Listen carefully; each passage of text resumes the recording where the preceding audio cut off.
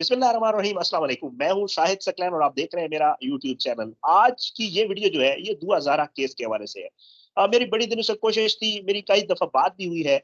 जो ज़हीर और दुआ के वकील हैं, लीगली उनके मामलात को उस वक़्त भी देखा जब उनका निकाह हुआ था और अब भी देख रहे हैं। मेरे साथ खुर्रम महमूद खलल साहब मौजूद हैं, मैं बहुत शुक्रगुज़ार हूँ, आपने मेरे लिए वक़्त निकाला। खुर्रम साहब, मैं थोड़ा-सा ना आपके मैंने बहुत सारे इंटरव्यूज़ भी देखे हैं और बहुत सारे लोगों ने आपसे बात भी की है, लेकिन मैं थोड़ा-सा ये इंटरव्यू मुख्तलिफ करूँगा। पहले से आपको बता दूँ क्योंकि लोग बड़े सवालात कर रहे हैं, जो आपका इस सारे मामले के अंदर जितना भी किरदार रहा है, जितना भी आपने जो कुछ किया है, आप वकील हैं, आप इन चीज़ों को बेहतर समझते होंगे ज़ाहिर। लेकिन लोगों के अपने सेंटिमेंट्स हैं, लोग बड़े सवालात कर रहे हैं और वही सवालात मैं आपसे करूँगा और पहले से आपको बता दूँ कि सवालात थोड़े सख्त भी हो सकते हैं। सबसे पहले जी, तो जी। एक बात मुझे बता दें, ये दुआ और ज़हीर आजकल किधर है? दुआ और ज़हीर दोनों इकट्ठे मियाँ-बीवी की तरह अपनी हँसी-खुशी ज़िंदगी गुज़ार रहे हैं। नहीं, मैं किधर है का मेरा मतलब ये है कि आजकल कहाँ हैं? मतलब दे आर इन हवेली लखा इन लाहौर, क्योंकि जो उनके तफ्तीशी अफ़सर हैं वो ये कहते हैं कि मैं लाहौर जाता हूँ तो मुझे मिलते नहीं है, जगह तब्दील कर रहे हैं, ऐसी बात? नहीं, जगह तब्दील नहीं कर रहे, वो अपनी आबाई गाँव हवेली लक्का में ही हैं और वहाँ से वो पॉसिबिलिटी है कि एक आध दिन में लाहौर का उनका कोई चक्कर लगे। कल मेरी उनके भाई से बात हुई थी। कोई एक अपनी वो उनकी कोई मामला था उस बारे में। तो पॉसिबिलिटी है लेकिन अभी तक कोई ऐसा प्रोग्राम नहीं है उनका। एक चीज़ और अभी अगला सवाल मेरा ये है कि दुआ और ज़हीर एक ही दफ़ा मीडिया पे आए, एक ही दफ़ा लोगों के सामने आए और उसके बाद वो गायब हो गए। क्या वजूहात हैं? आप भी मीडिया पे आ रहे हैं, मैं भी आ रहा हूँ, सब लोग मीडिया पे बात करते हैं। क्यों नहीं आ रहे दुआ और ज़हीर? दुआ और ज़हीर दोनों इस वजह से नहीं आ रहे क्योंकि उनकी मर्ज़ी शामिल नहीं है। वो दोनों चाह रहे हैं कि हम मीडिया पे ना आएँ। दुआ का कहना है कि मैं अपने वालिदैन का किसी बात का भी कोई जवाब नहीं देना चाह रही, क्योंकि जो उन्होंने मेरे साथ किया सो किया है, लेकिन अब मैं कोई उनका जवाब नहीं देना चाह रही, मैं उनसे कोई बात नहीं करना चाह रही।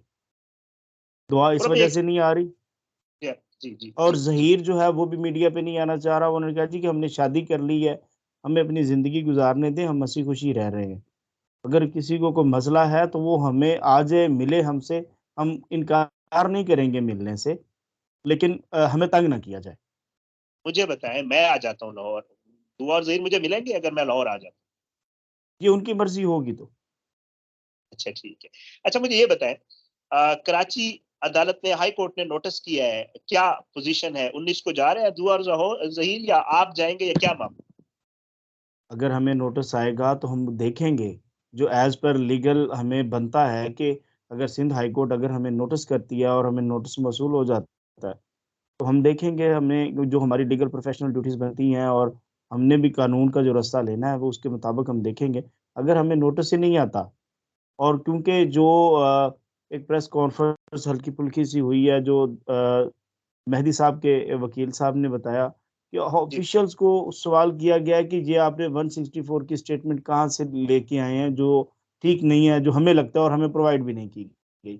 अगर उन्होंने ऑफिशियल से पूछा है तो वो ऑफिशियली जवाब देंगे 19 को, हमें किस सूरत में क्योंकि उनके हमें नोटिस कैसे मौसूल होगा?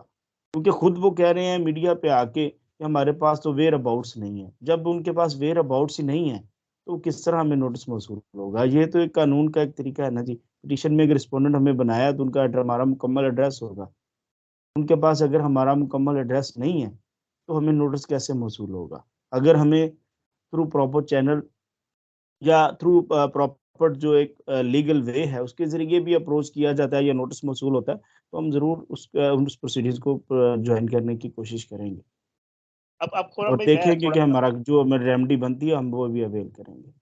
थोड़ी-सी वो सवालात जो लोग कर रहे हैं, मैं उन पे आता हूँ। जब दुआ और ज़हीर आपके पास आए थे, आपके मुताबिक वो वॉक इन क्लाइंट्स थे और डायरेक्ट आपके पास आ गए, आपका पहले कोई राब्ता नहीं था उनके साथ। जी, यही है, आप यही कहा है मेरे ख्याल से। तो जी। ये बताइए, दुआ जब आई थी तो उसके साथ कोई था या वो अकेली आई थी? क्योंकि वालिदैन का साथ होना बच्ची के साथ या कोई ऐसा, जब आई थी कोई औरत साथ थी, अकेली थी, क्या मामला? दुआ और ज़हीर दोनों थे, जब फर्स्ट टाइम आए हैं मेरे पास।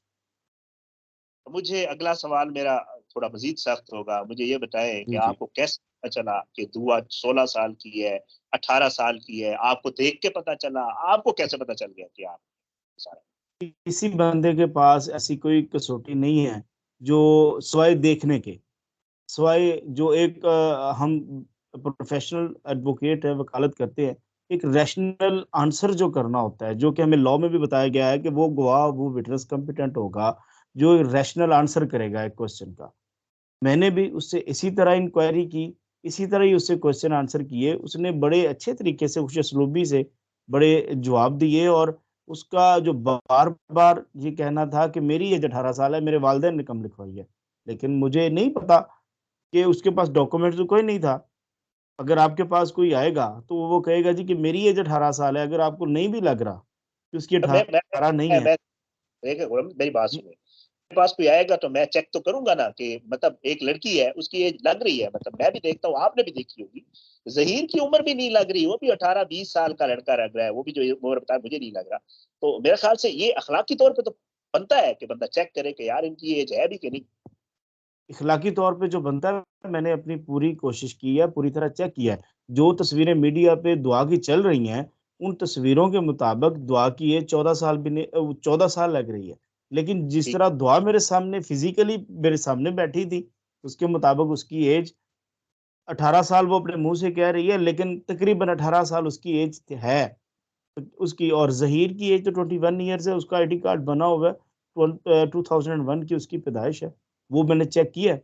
और ये सारी अच्छा उनसे बातें करने के बाद फिर, क्योंकि दुआ कराची से आई है, एक रनवे मैरिज का जो सिलसिला होता है, अकेली लड़की आती है हमेशा रनवे मैरिज में।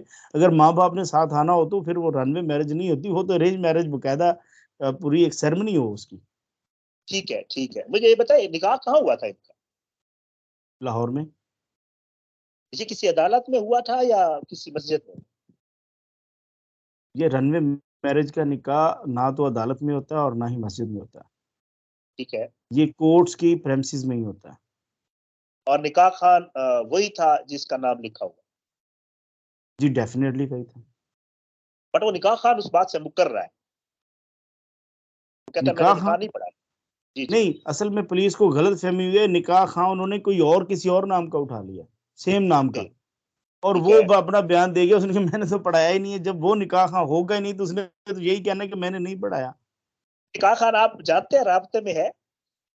जी, मेरे राब्ते में है निकाह हाँ, उससे मैंने ठीक है, कॉन्टैक्ट नंबर ले लिया था। मतलब मैं उससे अगर राब्ता करना चाहूँ तो मुझे उसका राब्ता मिल जाएगा? जी, मैं आपको उसका राब्ता दे दूँगा, आप उससे खुद कॉन्टैक्ट कर लीजिएगा। ठीक है। अच्छा, अगला सवाल, मुझे ये बताएं कि मीडिया पे कहा जा रहा है, सोशल मीडिया पे, और आपने भी यही बताया कि जी अकॉर्डिंग टू ज़हीर दुआ कराची से लाहौर खुद रेंट की गाड़ी पे आई। ऐसे? अकॉर्डिंग टू ज़हीर नहीं, अकॉर्डिंग टू दुआ। ओके। दुआ ने मुझे बताया कि मैं खुद आई हूँ। मैंने उनसे पूछा कि आपको कौन लेके आया है? आप कराची ठीक से है। आई हो। उसने खुद बताया कि मैं खुद अकेली आई हूँ, रेंट की गाड़ी लेके आई हूँ। और तकरीबन कोई 20 टू 2000 25,000 जो रेंट था वो ज़हीर ने लाहौर में पे किया है।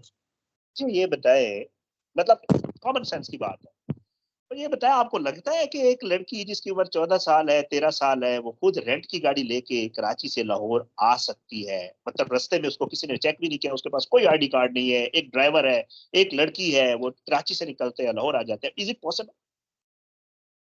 पॉसिबल है भी, पॉसिबल नहीं भी है। जब एक लड़की एक दिलेराना स्टेप ले लेती है अपने वालिदैन को छोड़ने का, तो वो कुछ भी कर सकती है। ज़हीर के घर वाले इस शादी पे पहले राजी थे या इसके बाद राजी?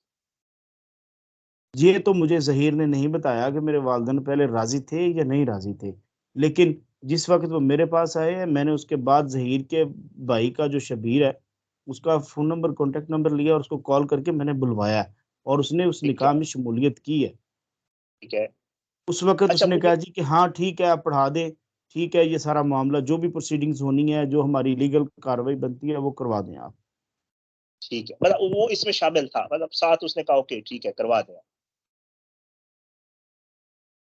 लेकिन वो जब वो मेरे पास आया, ओके। अच्छा, मेरा अगला उससे अगला पहले सवाल उसको था। नहीं पता था। वो उससे पहले हैरान हो गया था जब वो यहाँ पे मेरे पास आया। अच्छा अच्छा अच्छा अच्छा, मतलब ये सिर्फ ज़हीर को पता था, इसके घर वालों को पता नहीं? जी, डेफ़िनिटली ये ज़हीर को, उससे मुझे भी लगा कि ज़हीर को ही पता था और ज़हीर ने ये सारा मामला तो उनका कॉन्टैक्ट था और ये सारा हुआ है। शबीर को तो यहाँ पे आने पे पता चला, जब उसको पता चला कि ये मामला हो गया है, तो डेफिनेटली हर बंदे ने अपनी प्रोटेक्शन के लिए और आगे जो फर्दर किसी गलत स्टेप से बचने के लिए ये सारा कुछ तो करना पड़ता है। सर मुझे एक बात बताएं, वो ये है कि बड़ा इल्जाम लग रहा है आप पे, सोशल मीडिया पे लोग कह रहे हैं कि जी ह्यूमन ट्रैफिकिंग का केस है, कोई गैंग है, उसमें आप भी शामिल हैं, क्या सदाकत सर इसमें? इसमें कोई सदाकत नहीं है जी, मेरा जो किरदार है और मेरा प्रोफेशन और मेरा ऑफिस और हर चीज़ सब कुछ है यहाँ है, मैंने कोई हिडन नहीं रखा हुआ। मैं एक लॉ गेट के नाम से फर्म का सीईओ हूँ, मेरी अपनी जी फर्म जी, है और पंजाब बार काउंसिल में मेरी बाकायदा रजिस्ट्रेशन है। और ना ही ठीक मेरा है। कोई प्रीवियस ऐसा कोई रिकॉर्ड है कि मेरा किसी गैंग के साथ ताल्लुक हो। Being as a professional advocate हूँ, मेरे पास सबने आना है, शरीफ लोगों ने भी आना है, जुराइम पेशा लोगों ने भी आना है, क्योंकि मेरी प्रोफेशनल ड्यूटीज़ हैं, सबने आना है। लेकिन इस केस के पीछे किसी गैंग का, किसी ह्यूमन ट्रैफिकिंग का कोई ताल्लुक वास्ता दूर-दूर तक बल्कि है ही नहीं, किसी के ज़हन में भी ऐसी बात नहीं।